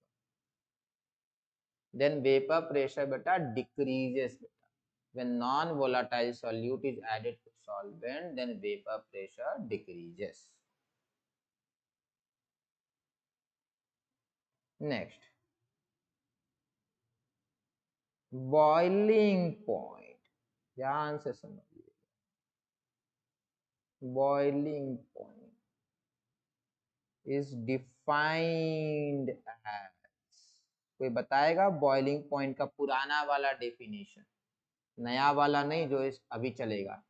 पुराना वाला डेफिनेशन क्या था, boiling point is defined as the temperature at which liquid converts to vapour at a constant temperature, ये था बॉइलिंग पॉइंट का डेफिनेशन। यहाँ वो नहीं है। देखो व्हाट इज बॉइलिंग, जब आप एक लिक्विड रखते हो इस तरीके से, कोई भी लिक्विड है, तो ये तो नॉर्मली ये इवेपोरेट करेगा, इसका वेपर प्रेशर भी बनता है। अगर हीट कर दोगे तो क्या होगा बेटा, इसका वेपर प्रेशर इंक्रीज करता है। क्या लगता है, हीट करते रहेंगे वेपर प्रेशर इंक्रीज करेगा, हीट करेंगे वीपी इंक्रीज करेगा, हीट करेंगे इंक्रीज करेगा। एक पॉइंट के बाद बेटा उसका वेपर प्रेशर एटमॉस्फेयर के बराबर हो जाएगा। एक पॉइंट के बाद आप हीट करते रहोगे तो वेपर प्रेशर बढ़ तो रहा है, कभी ना कभी 15 मिनट के बाद, आधे घंटे के बाद, कभी ना कभी उसका वेपर प्रेशर एटमॉस्फेरिक प्रेशर के बराबर हो गया, उस समय वो बॉइलिंग शुरू कर देगा। जैसे ही उसका वेपर प्रेशर एटमॉस्फेरिक के इक्वल हुआ, बॉइलिंग स्टार्ट्स। तो boiling point is defined as, boiling point is defined as temperature at which vapor pressure of liquid becomes equal to atmospheric pressure is called boiling point.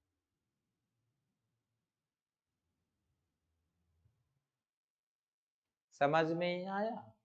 जब vapour pressure is equal to atmospheric pressure, बहुत बढ़िया Aditya, vapour pressure is equal to atmospheric pressure.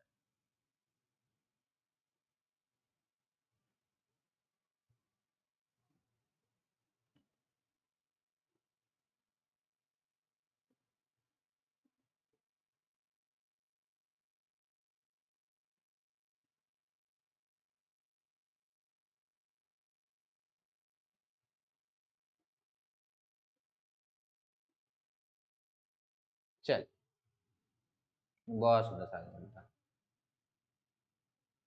हाँ, तो हम लोगों ने कर लिया बॉइलिंग पॉइंट क्या होता है, इसको मिटा रहे बेटा, ठीक है? ओके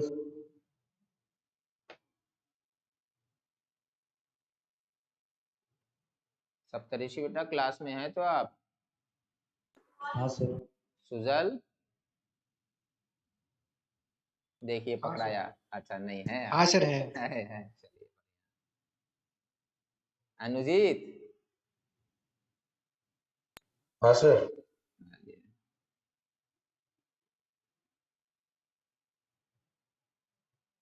चलिए बेटा, अनुजीत बेटा आप तो पढ़ाई कीजिए, वरना आपका तो मतलब हालत खराब हो जाए बेटा। जिसको आज़ादी चाहिए ना, वो उतना पढ़ाई कीजिए, मजा आ जाएगा।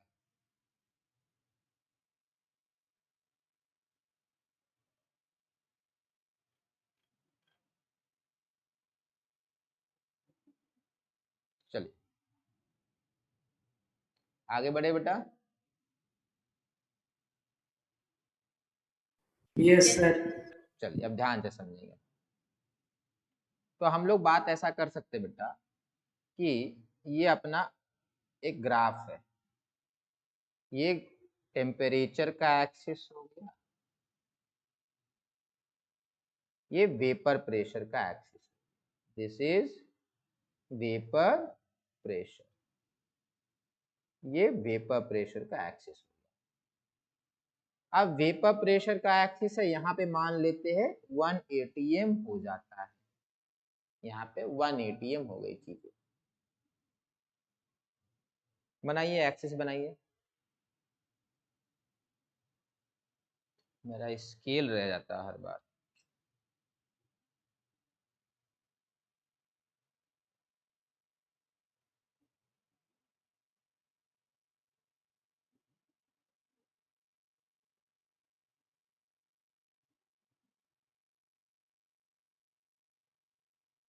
चलिए अब समझिए, नॉर्मली वेपर प्रेशर 1 atm से काफी कम होता है, नॉर्मली वेपर प्रेशर 1 atm से काफी कम होता है, तो इस टेम्परेचर पे कम होगा। धीरे धीरे टेम्परेचर बढ़ाएंगे तो वेपर प्रेशर बेटा बढ़ता जाएगा और बढ़ेगा, और स्ट्रेट लाइन में नहीं बढ़ता, थोड़ा कर्व टाइप बढ़ता, ठीक है, ऐसे बढ़ता है। हम लोग किए भी थे ना एक तो ग्राफ, याद कीजिए, एक क्वेश्चन भी किए थे, इसमें वेपर प्रेशर कैसे बढ़ रहा था, तो वेपर प्रेशर ऐसे बढ़ेगा। अब समझो बात को बेटा, जैसे ही यहाँ पर, जैसे ही यहाँ पर ये इसको टच किया, तो ये बेटा स्टार्ट क्या करेगा बेटा, यहाँ पर बॉइल बॉइलिंग स्टार्ट, बहुत बढ़िया।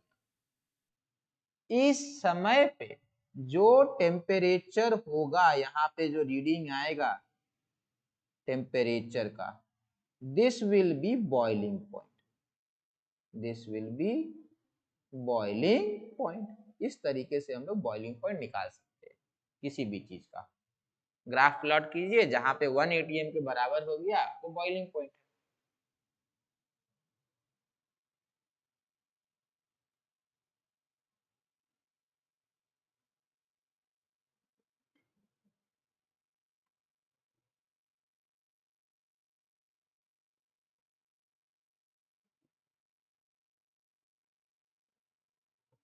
This is vapor pressure of pure solvent. This is vapor pressure of pure solvent.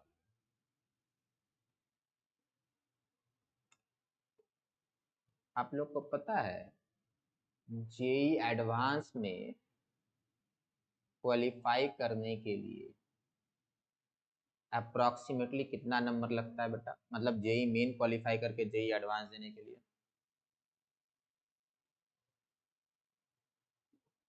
कितना मार्क्स लगता होगा? 100 से कम लगता है बेटा, 80 के 90 के आसपास होता है, कभी 85 हो जाएगा, कभी 89 हो जाएगा, ऐसा ही होता है। आप अगर ढंग से केमिस्ट्री पढ़िएगा ना तो सिर्फ केमिस्ट्री के दम पर, बाकी फिजिक्स केमिस्ट्री का छोड़िए, बेटा सही मैं बता रहा हूँ, 100 में 90 आते हैं केमिस्ट्री, ठीक है, 100 में 90 आते हैं, फिजिक्स में आए ना आए, केमिस्ट्री में 90 आएगा। और जैसा मैं आपको बता रहा हूँ, जितना अच्छा से आप लोग को, जहाँ तक मेरा मानना है, भले ही ऑनलाइन चल रहा है, पर जितने अच्छे से आप लोग को पढ़ाया है मैंने, ऑफलाइन में इतने अच्छे से पहले कभी नहीं पढ़ाया, क्योंकि इतना एनिमेशन वगैरह मैं कहीं बना कर नहीं पढ़ा, मैं ऐसे ही मतलब बोर्ड पे पढ़ाया हूँ। तो बोर्ड पे कैसे भी पढ़ा दूँ बेटा, ये जो एनिमेशन से आपने वेपर प्रेशर में सारा कुछ विजुअलाइज किया है ना, उतनी आसानी से नहीं होता है। और सही बता रहे, अगर आप लोग गूगल से सर्च करके क्वेश्चन सॉल्व नहीं किए तो लास्ट मतलब पहले जितने भी बच्चे हैं बेटा, उससे बेटर परफॉर्मेंस पूरे बैच का है, बैच का। ऐसा नहीं है कि आपसे बेटर बच्चे मतलब इंडिविजुअली वैसा है, नहीं, इंडिविजुअली वैसा नहीं है, पर पूरे बैच का बेटर परफॉर्मेंस है। थोड़ा सा पढ़ लीजिए, खाली केमिस्ट्री से जेई मेन क्वालिफाई कर लीजिएगा, बाकी मैथ्स फिजिक्स में चंदा भी अगर इकट्ठा कर लीजिएगा ना तो अच्छा एनआईटी में एडमिशन मिल जाएगा। और बेटा मेडिकल में निश्चिंत रहिए, मेरे नोट्स के अलावा एनसीईआरटी प्रीवियस ईयर 180 नंबर का पेपर होगा, 160 कोई रुकेगा नहीं। चलिए बेटा, तो ये बॉइलिंग पॉइंट हो गया। अब ये बेटा vapour pressure of pure solvent, ये vapour pressure of pure solvent, तो ये बॉइलिंग पॉइंट किसका है बेटा? Pure solvent. Boiling point of pure solvent, boiling point of pure solvent, इसको हम लोग नोट करेंगे बेटा टीबी नॉट से। टीबी नॉट मतलब क्या? Boiling point of pure solvent. अब थोड़ा सोचिए, आपने पानी में नमक मिला दिया तो वेपर प्रेशर, अंकुर बेटा वापस आया आप?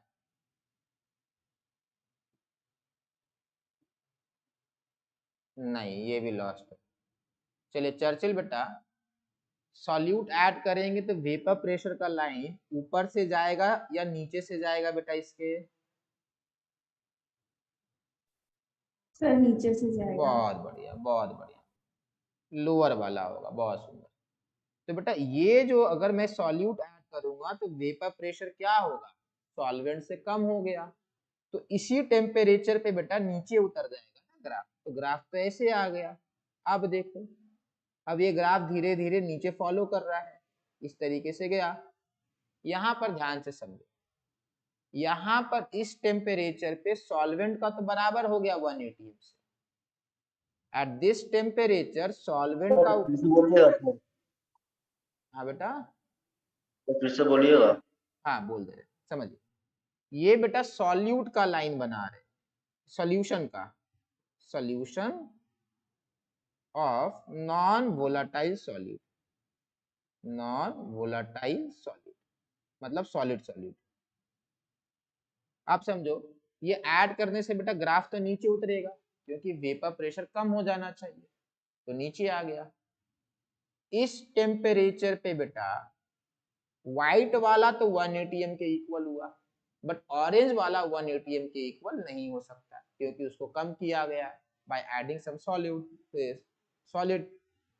तो बेटा this white orange will not boil at TB, इस टेम्परेचर पे ऑरेंज वाला सॉल्यूशन बॉयल नहीं करेगा। ऑरेंज वाले को बॉयल कराने के लिए आपको थोड़ा और हीट करना पड़ेगा, यहां पर आकर ये बॉइलिंग स्टार्ट करेगा, मतलब इसका बॉइलिंग टेम्परेचर बेटा ये रहेगा,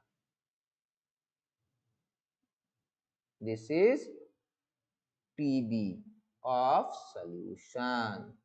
देखिए किसी को डाउट तो पूछ लीजिए इसमें।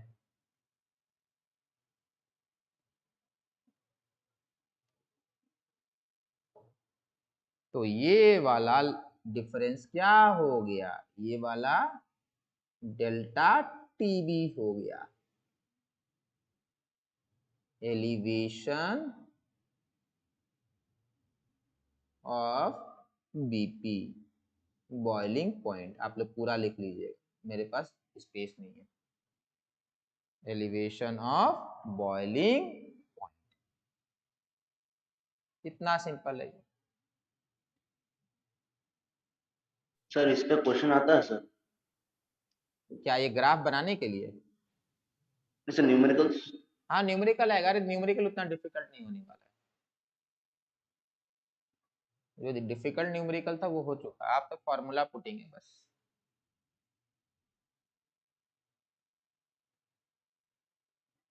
Delta TB is equal,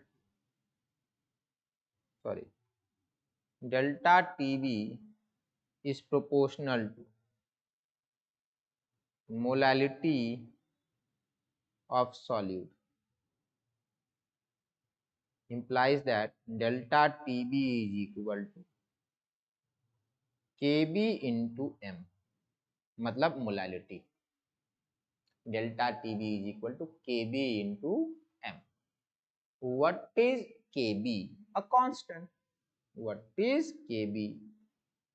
Molal elevation constant. Molar elevation constant. Molar elevation constant, also called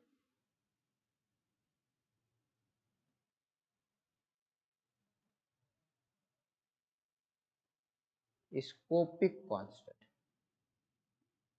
abelioscopic constant,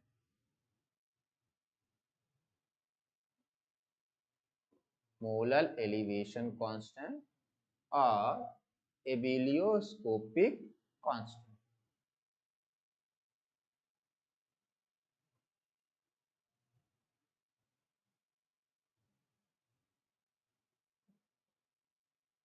Molar elevation constant or abelioscopic constant.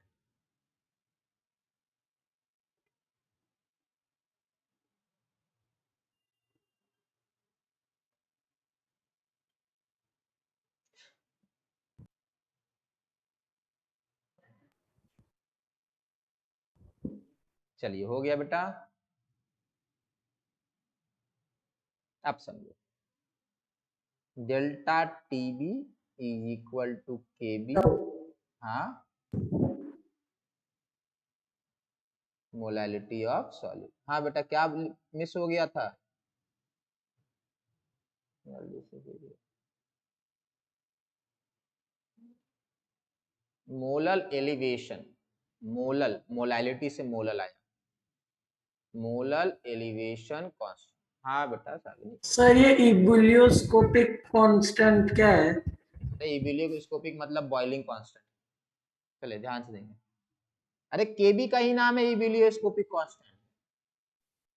ठीक है सर। बेटा केबी का दूसरा नाम है एबुलियोस्कोपिक कांस्टेंट, एबुलियोस्कोपिक कांस्टेंट दूसरा नाम ये। आपके नाम है ना बेटा, एक घर का नाम होता है, एक दोस्त वाला नाम होता है, मतलब स्कूल का नाम होता है, और कभी कभी मतलब दोस्त लोग भी एक नया नाम रख देते हैं। ठीक है चलिए, यूनिट ऑफ केबी क्या होगा? तो सिंपल सा बात है, KB is equal to delta TB by molality. Delta TB का क्या हो गया बेटा? केल्विन। मोलालिटी का हो गया मोल पर केजी। तो ये हो गया केल्विन केजी मोल इनवर्स। देख लीजिए, ये आया केबी का unit, kelvin KG mole inverse. समझ में आया बेटा? किसी को डाउट यहां तक? No sir. चलिए नेक्स्ट क्लास में यहीं से कंटिन्यू होगा। सर एक बार पीछे करिए।